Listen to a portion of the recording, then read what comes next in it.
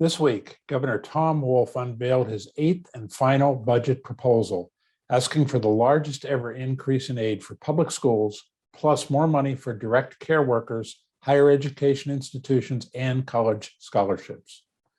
Wolf delivered the $43.7 billion proposal to the lawmakers in a joint session of the House and Senate. Overall, the Commonwealth's budget outlook is positive, thanks to reserves put in place during previous budgets, as well as significant and unspent federal dollars. But some experts are warning that next year's budget situation will be grim, and the Keystone State may be looking into a $1.6 billion deficit. Negotiations for the fiscal year 2022-23 budget will occur amid the backdrop of elections for half of the 50-member Senate and the entire 203-member House. Only last Friday did the Legislative Reapportionment Commission approve the final maps, which, by the way, have currently been stayed by the Supreme Court while congressional maps are being determined. These maps to determine in which these races will be run. Additionally, a U.S. Senate and gubernatorial race will be run statewide. The PA Senate Committee on Law and Justice hosted the Senate's first ever hearing on legalizing cannabis for adult use here in Pennsylvania. City and State PA reports that the hearing largely focused on the aspects of legalizations that could affect law enforcement. Major concerns weren't over whether legalization would be detrimental to the state, but over the unsafe practices and products going through the existing black market. In a preliminary vote Wednesday, Pittsburgh City Council advanced proposed legislation that would allow restaurants and retailers to apply for permits to use sidewalks and streets for dining and shopping. It could be ready for a final vote as early as next week. We believe the continuation of outdoor dining is a vital part of restaurant recovery in the city of Pittsburgh, said Lauren Bridjack, PRLA's Senior Director of Government Affairs. Speaking of Pittsburgh, the city is set to receive $30 million in transit funding from the infrastructure law that passed in the fall. The money comes from the nearly $240 million allocated to Pennsylvania for the first couple months of 2022.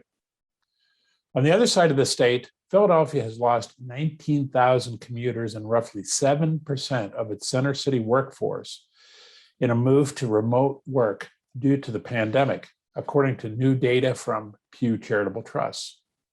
The number of people physically working in the city may drop between 11,300 and 18,900 per workday through 2025. Add to that the devastating effect of Philadelphia's vax mandate, and the members of the city's fabulous restaurant community are struggling to survive. Philadelphia remains one of the few places in the country where vax mandates still exist. Mask mandates have been lifted across the country, with only 7 states still having restrictions in place. This is a clear sign that Americans and elected officials of both parties are ready to put COVID behind us. But unfortunately, not so in Philadelphia. The American Hotel and Lodging Association is reporting significant momentum on the H-2B visa issue this week since issuing its action alert.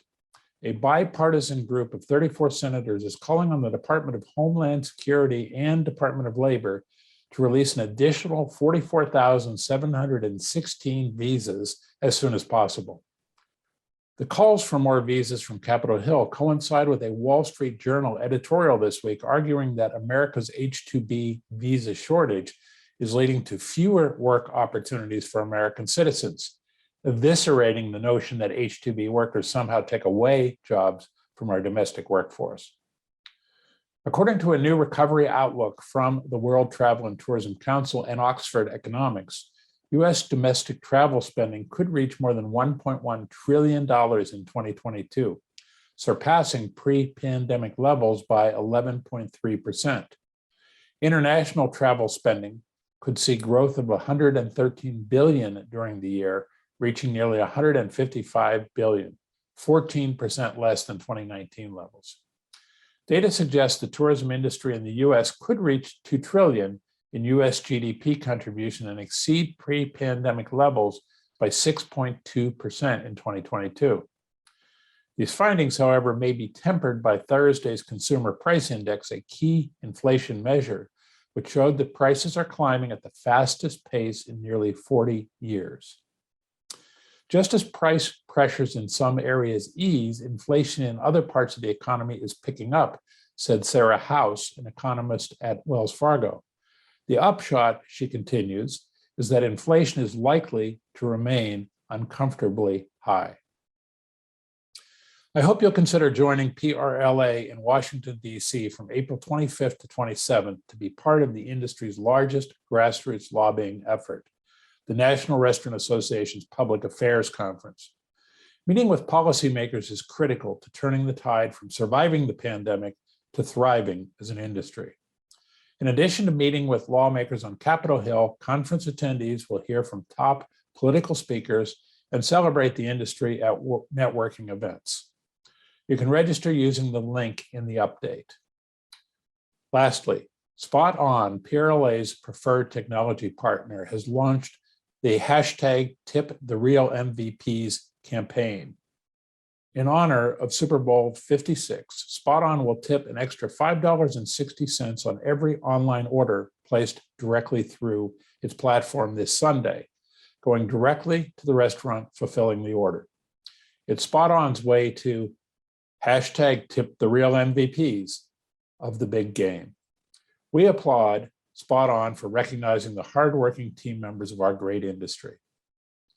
I'm John Longstreet with another edition of It Happened This Week. Thanks for tuning in, and I'll see you again next time.